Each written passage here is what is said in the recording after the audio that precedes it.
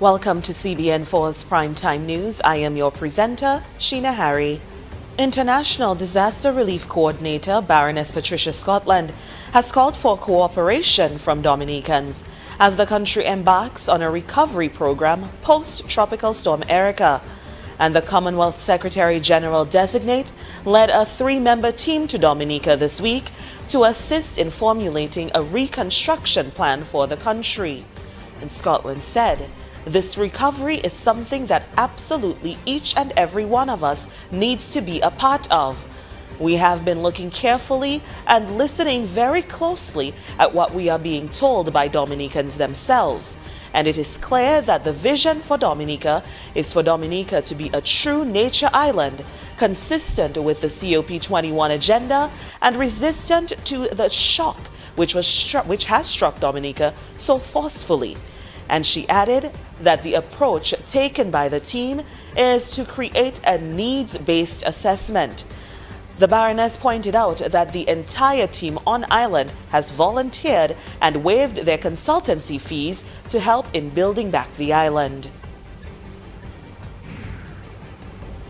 Invited guests at a dinner Thursday evening were welcomed to celebrate the second New Year of 2016. China's ambassador to Dominica, Li Zhengzheng, hosted a reception to celebrate the Chinese Lunar New Year, which marks the beginning of the Spring Festival. And speaking through a translator, Li remarked that the Spring Festival is the most important in Chinese culture as it celebrates family, friendship, reunion, and harmony.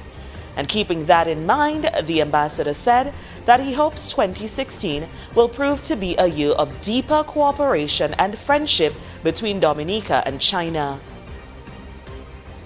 I would like to say that the vast Pacific Ocean and Caribbean Sea will not block the friendship between Chinese people and the Dominican people. We felt as it happened to ourselves when Dominica suffered the disaster, and we will always stand in solidarity with you and continue to help you to reconstruct the homeland and continue to assist in your economic and social development within our ability. Ambassador Li promised to continue to assist Dominica with the development of infrastructure, improvements in medicine, and human resource training. And Li joked that he hopes that as the Year of the Monkey is celebrated in China, everyone adopts the qualities of the monkey. Ladies and gentlemen, we will come to the Year of the Monkey in 4 days. I hope everyone will be as wise, lively, clever, and lucky as the monkey. In attendance were His Excellency President Charles Savary and Mrs. Savary, Prime Minister Roosevelt Skerrit, accompanied by his wife, Speaker of the House Alex Boyd Knight, and wife of the late President of Dominica, Mrs. Verna Liverpool, among others. Cleveland Robinson, the owner of a filling station in Castle Comfort, was allegedly robbed earlier this week. According to a police report by Police Public Relations Officer Pelham John Baptist, Robinson alleged that he was attacked by 2 individuals wearing masks while he was about to enter his residence at Castle Comfort. And Robinson sustained injuries to his first and second fingers on his left hand. He was transported to the Accident and Emergency Department of the Princess Margaret Hospital, where he was seen by a medical doctor and discharged, John Baptist added. And the scene was processed by the Crime Scenes Unit of the Criminal Investigations Department, and investigations into the alleged robbery are ongoing. Anyone with information which can assist the police in the investigations can contact the Criminal Investigations at telephone numbers 767-266-5164, 266-5165, 266-5119, or call Crime Stoppers at 1-800-8477. The lineup has been selected for the 2016 Calypso Finals on Saturday. In a random drawing, the 10 Calypsonians were assigned their spot in the show. But headline sponsor Flo did it in grand fashion by having each Calypsonian pop a floor balloon. Observer will be the first on deck, followed by Psy, Calypso Queen Janae, Stardom King Shadow Flow, and Webb. The reigning King Caressa will defend his crown at number 6, with Buple, Checker, and Dice to follow. And the man tasked with closing out the show is the Bob. Saturday's show will be held at the Pottersville Savannah beginning at 8:30 p.m.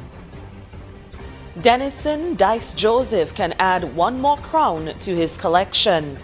The 7-time Calypso King walked away with a win at the final Showdown Mass Camp of the season Thursday night. Coming in second was Buple, followed by the Bob, and Checo came in fourth.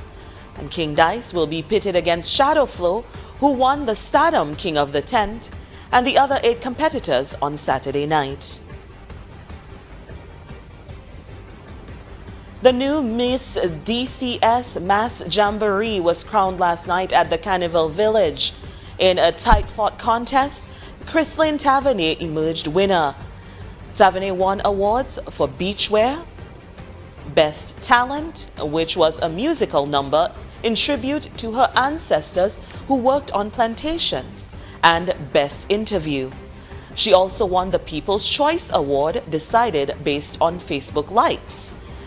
Sue Ellen Myers won first runner-up and bagged awards for Best Runway and Best Beachwear. Saida Charles was second runner-up, and Akisha Valmond received third runner-up and prizes for Best Evening Wear and Best in Evening Wear. The other contestants were Cadell Coffey, who won the Best Thematic Wear Award, Hendrika Smith, and Dahlia Bruno.